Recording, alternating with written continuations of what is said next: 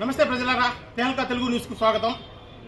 Rajampet revenue division పరిధిలో ఎంఆర్ఓలు ఇప్పుడు ఇది ఒక సమస్య.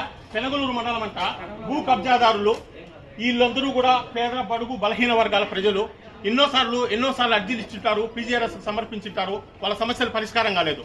ఇది ఒక పెనగలూరు మండల సమస్య కాదు, రాజంపేట రెవెన్యూ డివిజన్ లో ఉన్నటువంటి అధికార దుర్వినియోగం. నిజంగా చెప్పాలంటే రాష్ట్రంలో ఎక్కడ జరిగినదు. అయ్యా రెవెన్యూ మినిస్టర్ గారు, మీరు ఎక్కడున్నారో ఏమో, ఏ రూపంలో ఉన్నారో, ఏం చేస్తున్నారో ఒక్కసారి రాజంపేట రెవెన్యూ డివిజన్ సందర్శించండి. రాజంపేట రెవెన్యూ కార్యాలయంలో ఇక్కడ ఒకడు బోయినపల్లిలో వీఆర్ఓ రాఘవేంద్ర అనే వ్యక్తి ఉన్నాడు. 500 నుంచి 1000 కోట్ల స్కామ్ చేశాడు. అదే పని అతను చేసినట్లుగా ఎంఆర్ఓలు చేతులు మారాయి, ఆర్డీఓలు చేతులు మారాయి. వీళ్ళందరూ కుమ్మక్కై దొంగలు ఊళ్ళు పంచుకున్నట్టు పేదోడి కడుపు కొట్టి, బలహీనుడు కడుపు కొట్టి ఉన్నోడికి పెట్టాడు. వీళ్ళు వాటాలు వేసుకున్నారు. రాజకీయ నాయకులతో తప్పే లేదు ఎక్కడా కూడా. వాళ్ళు బుద్ధిమంతులే, దోచుకునేదానికే వస్తున్నారని వాళ్ళు చెప్తారు, దోచిపెట్టడానికి మేముండవరని రెవెన్యూ డిపార్ట్మెంట్ అనేది సిద్ధంగా ఉంటుంది. దయచేసి ప్రజలారా ఈ సమస్యలను అర్థం చేసుకోండి. ప్రతి విషయాన్ని లైక్ చేయండి, షేర్ చేయండి, సబ్స్క్రైబ్ చేయండి.